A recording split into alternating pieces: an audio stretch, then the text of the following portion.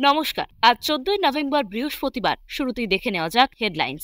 26 অব্দি টিকবে না, তৃণমূল সরকারের পতন নিয়ে বিস্ফোরক শ্রমিক। 30 মিনিট সময় না বেরোলে বিজেপির পোলিং এজেন্টকে প্রাণে মারার হুমকি সিতাইয়ের তৃণমূল নেতার। আমাদের রাজ্যে এখন স্বনির্ভর গোষ্ঠীর সংখ্যা 12 লক্ষ, অন্য কোনো রাজ্যে নেই। মমতা ফের মোদির পা ছুতে গেলেন নীতিশ, কি প্রতিক্রিয়া দিলেন নম। উত্তপ্ত ভাটপাড়া, তৃণমূল নেতাকে গুলি করে খুনের অভিযোগ, এলাকায় বোমাবাজি। প্রতিদিন সঠিক নিয়মিত খবর পেতে আমাদের শিলিগুড়ি নিউজ টিভি চ্যানেলটিকে সাবস্ক্রাইব করুন। আসছি বিস্তারিত খবরে। উপনির্বাচনের দিন কিসের ইঙ্গিত? তৃণমূল যাচ্ছে, তৃণমূলের বিদায় ঢাক বেজে গিয়েছে। তৃণমূলের বিদায় অবশ্যম্ভাবী। এবার বিস্ফোরক বিজেপি নেতা, রাজ্যসভার সাংসদ শ্রমিক ভট্টাচার্য। জল্পনা তুঙ্গে রাজনৈতিক মহলে। 21-এর পর 26। এ রাজ্যে বিধানসভা ভোটের আর খুব বেশি দেরি নেই। আজ বুধবার উপনির্বাচন হয়ে গেল 6 বিধানসভা কেন্দ্রে। শ্রমিক বলেন, এই সরকার 26 পর্যন্ত চলবে না। তৃণমূল কংগ্রেসের ধ্বংস তৃণমূল কংগ্রেস জন্মের মধ্যেই নিহিত ছিল।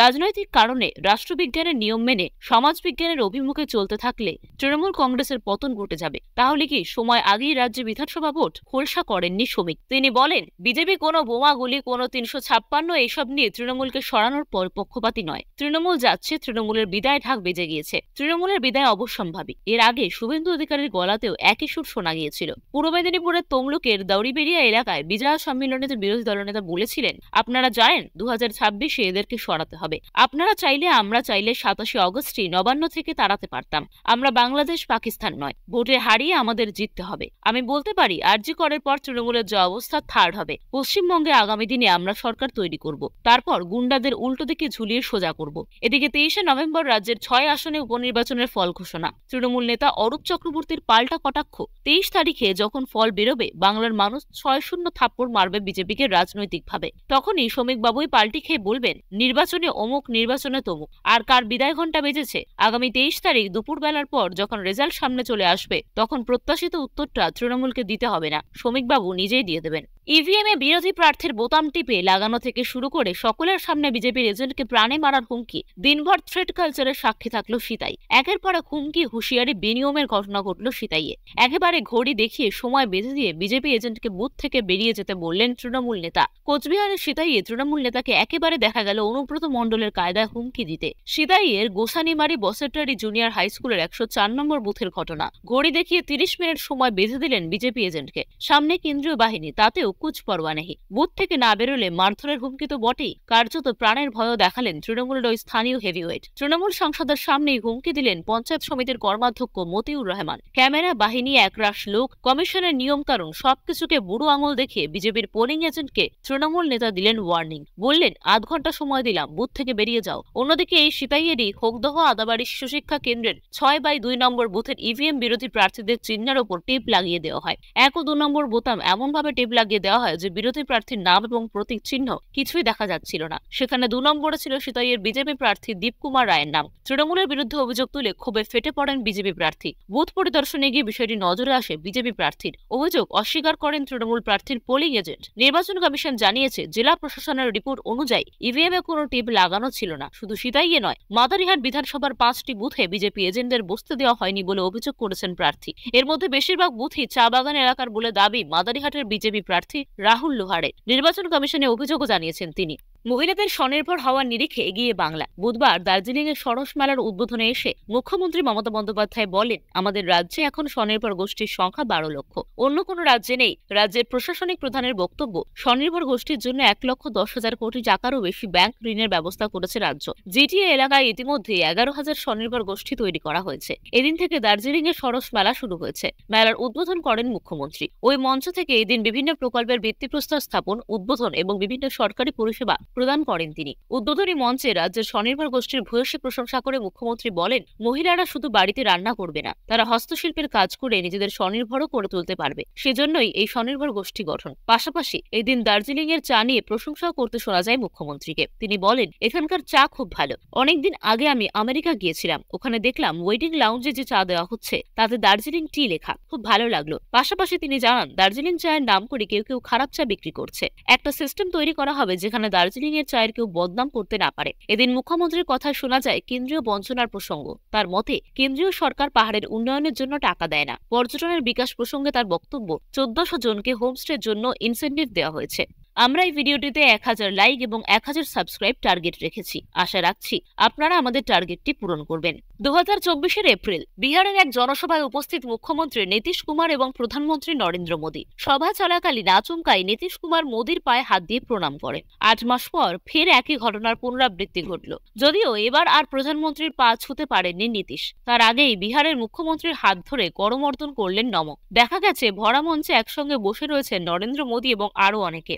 আচমকাই মঞ্চে প্রবেশ করেন নীতিশ কুমার। দ্রুত এগিয়ে এসে তিনি স্পর্শ করতে যান প্রধানমন্ত্রীর পা। সঙ্গে সঙ্গেই নিজের আসন ছেড়ে দাঁড়িয়ে পড়েন মোদী। নীতিশের তার হাত ধরে করমর্দন করে তাকে পাশের আসনে বসান। মজার ব্যাপার হলো মোদী এবং নীতিশ কুমার প্রায় সমবয়সী, মাত্র 6 মাসের বড় মোদী। বর্তমানে মোদীর বয়স 74, নীতিশের 73। তাই নীতিশের বারবার মোদীর পায়ে হাত দিয়ে প্রণাম করার চেষ্টা ঘিরে শুরু হয়েছে জল্পনা। অন্যদিকে নীতিশের এই আচরণে শুরু হয়েছে তীব্র সমালোচনা। 1 বছর আগেও বিরোধী জোট ইন্ডিয়ার প্রধানমন্ত্রী হিসেবে যার নাম ভাবা হয়েছিল, তিনিই কিনা প্রধানমন্ত্রীর পা ছুঁয়ে প্রণাম করছেন। অতীতেও তিনি এমন ঘটনা ঘটিয়েছেন।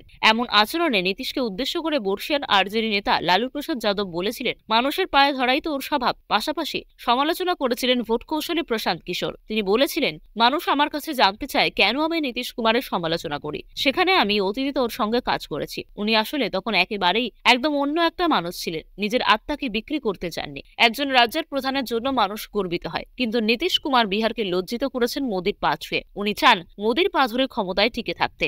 বুধবার উত্তপ্ত হয়ে উঠল উত্তর 24 পরগনার ভাটপাড়া। সকাল থেকে এলাকায় বোমাবাজি চলে, গুলিও। জানা গিয়েছে দুষ্কৃতীদের ছোড়া গুলিতে জখম হন ভাটপাড়া পৌরসভার 12 নম্বর ওয়ার্ডের প্রাক্তন তৃণমূল সভাপতি অশোক সাউ। তাকে ভাটপাড়া হাসপাতালে নিয়ে যাওয়া হয়, পরে তার মৃত্যুর খবর পাওয়া যায়। স্থানীয় সূত্রে খবর, এদিন সকালে আচমকাই একের পর এক বোমাবাজি হয় এলাকায়। থানার কাছাকাছি একটি চায়ের দোকানে বসে তখন আড্ডা দিচ্ছিলেন তৃণমূল নেতা অশোক সাউ। অভিযোগ, হঠাৎ ওই চায়ের দোকানে ঢুকে পড়ে কয়েকজন দুষ্কৃতী। কিছু বুঝে ওঠার আগেই হামলা শুরু করে তারা। চায়ের দোকানের ভেতরে এবং বাইরে শুরু হয় বোমাবাজি। অশোককে লক্ষ্য করে গুলি চালানো হয়। এরপর দুষ্কৃতীরা সেখান থেকে পালিয়ে যায়। যদিও কে বা কারার পেছনে রয়েছে তা এখনো বোঝা যাচ্ছে না। প্রত্যক্ষদর্শীরা জানান, রাস্তা থেকে বোমাবাজি করে চায়ের দোকানে ঢোকে দুষ্কৃতীরা। দোকানে ভাঙচুর চালায়। খবর পেয়ে ঘটনাস্থলে পৌঁছয় পুলিশ। এই মুহূর্তে থমথমে রয়েছে ভাটপাড়া থানা এলাকা। নৈহাটিতে উপনির্বাচন চলাকালীন ভাটপাড়ায় এমন ঘটনায় শোরগোল পড়ে যায়। ঘটনার রিপোর্ট তলব করেছে কমিশন। এতক্ষণ দেখছিলেন শিলিগুড়ি নিউজ টিভি। খবর আজকের মতো এ পর্যন্তই। উপনির্বাচনের দিন কিসের ইঙ্গিত? তৃণমূল যাচ্ছে, তৃণমূলের বিদায় ঢাক বেজে গিয়েছে। তৃণমূলের বিদায় অবশ্যম্ভাবী। এবার বিস্ফোরক বিজেপি নেতা, রাজ্যসভার সাংসদ শ্রমিক ভট্টাচার্য।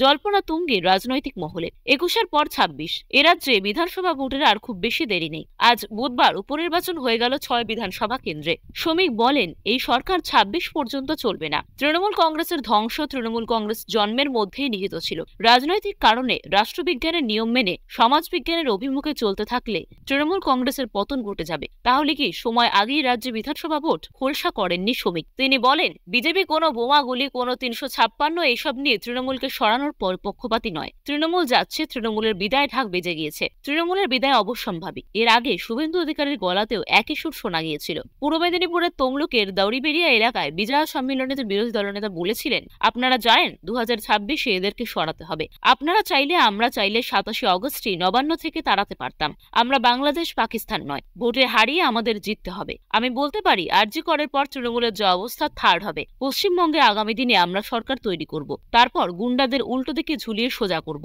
এদিকে 23শে নভেম্বর রাজ্যের 6 আসনে উপনির্বাচনের ফল ঘোষণা। তৃণমূল নেতা অরূপ চক্রবর্তীর পাল্টা কটাক্ষ। 23 তারিখে যখন ফল বেরোবে, বাংলার মানুষ 6-0 থাপ্পড় মারবে বিজেপিকে রাজনৈতিকভাবে। তখনই শ্রমিকবাবুই পাল্টি খেয়ে বলবেন, নির্বাচনে অমুক, নির্বাচনে তমুক। আর কার বিদায় ঘণ্টা বেজেছে? আগামী 23 তারিখ দুপুরবেলার পর যখন রেজাল্ট সামনে চলে আসবে, তখন প্রত্যাশিত উত্তরটা তৃণমূলকে দিতে হবে না, শ্রমিকবাবু নিজেই দিয়ে দেবেন। ইভিএমে বিরোধী প্রার্থীর বোতাম টিপে লাগানো থেকে শুরু করে সকলের সামনে বিজেপির এজেন্টকে প্রাণে মারার হুমকি। দিনভর থ্রেট কালচারের সাক্ষী থাকলো সিতাই। একের পর এক হুমকি, হুঁশিয়ারি, বিনিয়মের ঘটনা ঘটল সিতাইয়ে। একেবারে ঘড়ি দেখিয়ে সময় বেঁধে দিয়ে বিজেপি এজেন্টকে বুথ থেকে বেরিয়ে যেতে বললেন তৃণমূল নেতা। কোচবিহারের সিতাইয়ে তৃণমূল নেতাকে একেবারে দেখা গেল অনুব্রত মণ্ডলের কায়দায় হুমকি দিতে। সিতাইয়ের গোসানিমারি বসেটারি জুনিয়র হাই স্কুলের 104 নম্বর বুথের ঘটনা। ঘড়ি দেখিয়ে 30 মিনিট সময় বেঁধে দিলেন বিজেপি এজেন্টকে। সামনে কেন্দ্রীয় বাহিনী, তাতেও কুছ পরোয়া নেই। বুথ থেকে না বেরোলে মারধরের হুমকি তো বটেই, কার্যত প্রাণের ভয়ও দেখালেন তৃণমূলের ওই স্থানীয় হেভিওয়েট। তৃণমূল সাংসদের সামনেই হুমকি দিলেন পঞ্চায়েত সমিতির কর্মাধ্যক্ষ মতিউর রহমান। ক্যামেরা বাহিনী, একরাশ লোক, কমিশনের নিয়ম কানুন সবকিছুকে বুড়ো আঙুল দেখিয়ে বিজেপির পোলিং এজেন্টকে তৃণমূল নেতা দিলেন ওয়ার্নিং। বললেন ৮ ঘন্টা সময় দিলাম, বুথ থেকে বেরিয়ে যাও। অন্যদিকে এই সিতাইয়েরই হোকদহ আদাবাড়ি শিশুশিক্ষা কেন্দ্রের ৬/২ নম্বর বুথের ইভিএম বিরোধী প্রার্থীদের চিহ্নের ওপর টেপ লাগিয়ে দেওয়া হয়। ১ ও ২ নম্বর বোতাম এমনভাবে টেপ লাগিয়ে দেওয়া হয় যে বিরোধী প্রার্থীর নাম এবং প্রতীক চিহ্ন কিছুই দেখা যাচ্ছিল না। সেখানে ২ নম্বরে ছিল সিতাইয়ের বিজেপি প্রার্থী দীপকুমার রায়ের নাম। তৃণমূলের বিরুদ্ধে অভিযোগ তুলে ক্ষোভে ফেটে পড়েন বিজেপি প্রার্থী। বুথ পরিদর্শনে গিয়ে বিষয়টি নজরে আসে বিজেপি প্রার্থীর। অভিযোগ অস্বীকার করেন তৃণমূল প্রার্থীর পোলিং এজেন্ট। নির্বাচন কমিশন জানিয়েছে, জেলা প্রশাসনের রিপোর্ট অনুযায়ী ইভিএমে কোনো টেপ লাগানো ছিল না। শুধু সিতাইয়ে নয়, মাদারিহাট বিধানসভার ৫টি বুথে বিজেপি এজেন্টদের বসতে দেওয়া হয়নি বলে অভিযোগ করেছেন প্রার্থী। এর মধ্যে বেশিরভাগ বুথই চা বাগান এলাকার বলে দাবি মাদারিহাটের বিজেপি প্রার্থী রাহুল লোহারে। নির্বাচন কমিশনে অভিযোগও জানিয়েছেন তিনি। মহিলাদের স্বনির্ভর হওয়ার নিরিখে এগিয়ে বাংলা। বুধবার দার্জিলিংয়ের সরস মেলার উদ্বোধনে এসে মুখ্যমন্ত্রী মমতা বন্দ্যোপাধ্যায় বলেন, আমাদের রাজ্যে এখন স্বনির্ভর গোষ্ঠীর সংখ্যা ১২ লক্ষ। অন্য কোনো রাজ্যে নেই। রাজ্যের প্রশাসনিক প্রধানের বক্তব্য, স্বনির্ভর গোষ্ঠীর জন্য ১,১০,০০০ কোটি টাকারও বেশি ব্যাংক ঋণের ব্যবস্থা করেছে রাজ্য। জিটিএ এলাকায় ইতিমধ্যে ১১,০০০ স্বনির্ভর গোষ্ঠী তৈরি করা হয়েছে। এদিন থেকে দার্জিলিংয়ে সরস মেলা শুরু হয়েছে। মেলার উদ্বোধন করেন মুখ্যমন্ত্রী। ওই মঞ্চ থেকে এদিন বিভিন্ন প্রকল্পের ভিত্তিপ্রস্তর স্থাপন, উদ্বোধন এবং বিভিন্ন সরকারি পরিষেবা প্রদান করেন তিনি। উদ্বোধনী মঞ্চে রাজ্যের স্বনির্ভর গোষ্ঠীর ভূয়সী প্রশংসা করে মুখ্যমন্ত্রী বলেন, মহিলারা শুধু বাড়িতে রান্না করবে না, তারা হস্তশিল্পের কাজ করে নিজেদের স্বনির্ভরও করে তুলতে পারবে। সেজন্যই এই স্বনির্ভর গোষ্ঠী গঠন। পাশাপাশি এই দিন দার্জিলিং এর চা নিয়ে প্রশংসাও করতে শোনা যায় মুখ্যমন্ত্রীকে। তিনি বলেন, এখানকার চা খুব ভালো। অনেকদিন আগে আমি আমেরিকা গিয়েছিলাম, ওখানে দেখলাম ওয়েটিং লাউঞ্জে যে চা দেওয়া হচ্ছে তাতে দার্জিলিং টি লেখা, খুব ভালো লাগলো। পাশাপাশি তিনি জানান, দার্জিলিং চায়ের নাম করে কেউ কেউ খারাপ চা বিক্রি করছে। একটা সিস্টেম তৈরি করা হবে যেখানে দার্জিলিং এর চায়ের কেউ বদনাম করতে না পারে। এদিন মুখ্যমন্ত্রীর কথায় শোনা যায় কেন্দ্রীয় বঞ্চনার প্রসঙ্গ। তার মতে, কেন্দ্রীয় সরকার পাহাড়ের উন্নয়নের জন্য টাকা দেয় না। পর্যটনের বিকাশ প্রসঙ্গে তার বক্তব্য, ১৪০০ জনকে হোমস্টের জন্য ইনসেনটিভ দেওয়া হয়েছে। আমরা এই ভিডিওটিতে ১,০০০ লাইক এবং ১,০০০ সাবস্ক্রাইব টার্গেট রেখেছি। আশা রাখছি আপনারা আমাদের টার্গেটটি পূরণ করবেন। ২০২৪ এপ্রিল বিহারের এক জনসভায় উপস্থিত মুখ্যমন্ত্রী নীতিশ কুমার এবং প্রধানমন্ত্রী নরেন্দ্র মোদী। সভা চলাকালীন আচমকাই নীতিশ কুমার মোদীর পায়ে হাত দিয়ে প্রণাম করেন। ৮ মাস পর ফের একই ঘটনার পুনরাবৃত্তি ঘটল। যদিও এবার আর প্রধানমন্ত্রীর পা ছুঁতে পারেননি নীতিশ। তার আগেই বিহারের মুখ্যমন্ত্রীর হাত ধরে করমর্দন করলেন নম। দেখা গেছে ভরা মঞ্চে একসঙ্গে বসে রয়েছেন নরেন্দ্র মোদী এবং আরো অনেকে।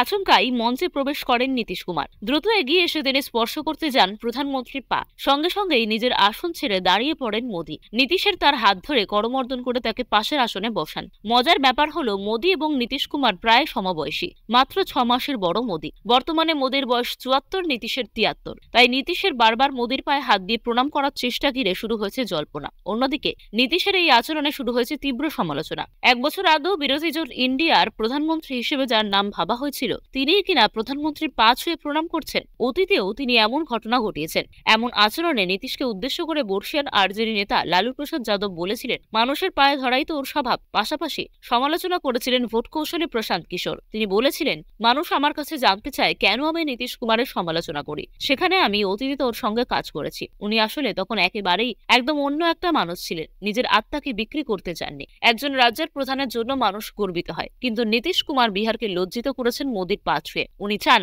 মোদীর পা ধরে ক্ষমতায় টিকে থাকতে। বুধবার উত্তপ্ত হয়ে উঠল উত্তর ২৪ পরগনার ভাটপাড়া। সকাল থেকে এলাকায় বোমাবাজি চলে, গুলিও। জানা গিয়েছে, দুষ্কৃতীদের ছোড়া গুলিতে জখম হন ভাটপাড়া পৌরসভার ১২ নম্বর ওয়ার্ডের প্রাক্তন তৃণমূল সভাপতি অশোক সাউ। তাকে ভাটপাড়া হাসপাতালে নিয়ে যাওয়া হয়। পরে তার মৃত্যুর খবর পাওয়া যায়। স্থানীয় সূত্রে খবর, এদিন সকালে আচমকাই একের পর এক বোমাবাজি হয় এলাকায়। থানার কাছাকাছি একটি চায়ের দোকানে বসে তখন আড্ডা দিচ্ছিলেন তৃণমূল নেতা অশোক সাউ। অভিযোগ, হঠাৎ ওই চায়ের দোকানে ঢুকে পড়ে কয়েকজন দুষ্কৃতী। কিছু বুঝে ওঠার আগেই হামলা শুরু করে তারা। চায়ের দোকানের ভেতরে এবং বাইরে শুরু হয় বোমাবাজি।